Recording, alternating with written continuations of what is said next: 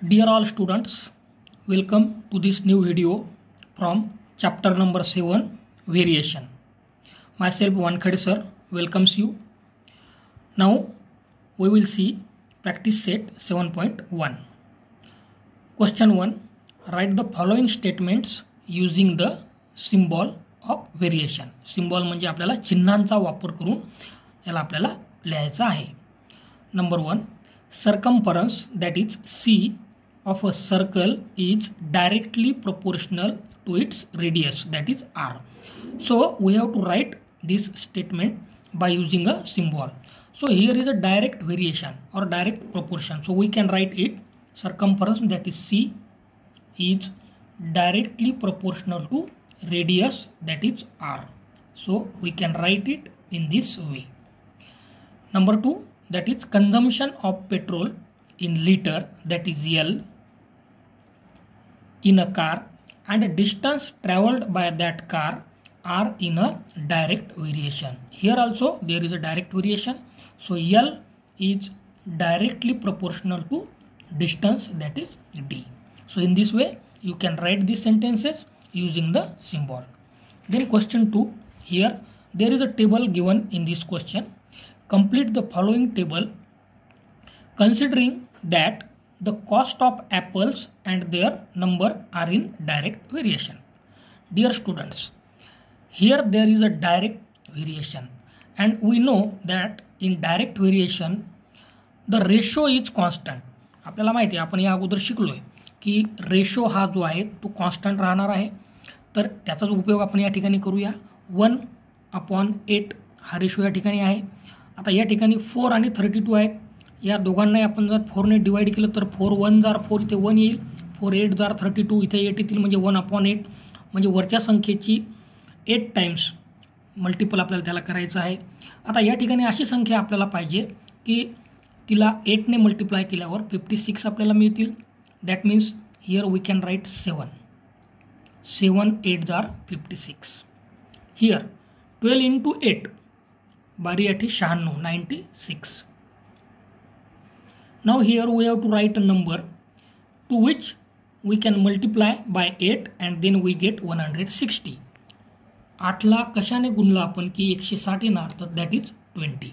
20 into 8 160. So in this way we can complete this table. Now students, there is a example number, question number 3. Now we are going to solve this question on the notebook. See here, question number 3. If m is directly proportional to n and when m is equal to 154 and n is equal to 7, then we have to find the value of m when n is equal to 14. आता या ठिकाणी direct variation आहे, याला आपण इथे मांडलेला आहे m is directly proportional to n. आपल्याला माहिती आहे की ज्या ठिकाणी डायरेक्ट प्रोपोर्शन किंवा डायरेक्ट व्हेरिएशन असते तिथे रेशो हा कॉन्स्टंट असतो. अंश आणि छेद आपण त्याला मांडलेला आहे m/n is equal to k. k is a constant, याला आपण कॉन्स्टंट म्हणूया. नाव m ची व्हॅल्यू आपल्याला दिलेली आहे 154. Here you can C 154. n ची व्हॅल्यू आहे 7/7. 154/7 इज इक्वल टू k. 7 ने जर आपण याला डिवाइड केलं तर आपल्याला 22 मिळतात. 22 इज इक्वल टू के. आता या ठिकाणी कॉन्स्टंट दॅट इज के, त्याची व्हॅल्यू आलेली आहे 22. नाव अगेन आपण हीच लाईन इथे लिहिलेली आहे. आता याच्यामध्ये आपण व्हॅल्यूज टाकूया. यमची व्हॅल्यू आपल्याला काढायची आहे. Find the value of m. M upon, आता एनची व्हॅल्यू आपल्याला इथे दिलेली आहे 14. इथे आपण 14 लिहिले इज इक्वल टू के. या केची व्हॅल्यू आपण आत्ताची इथे काढलेली आहे 22. So m/14 is equal to 22.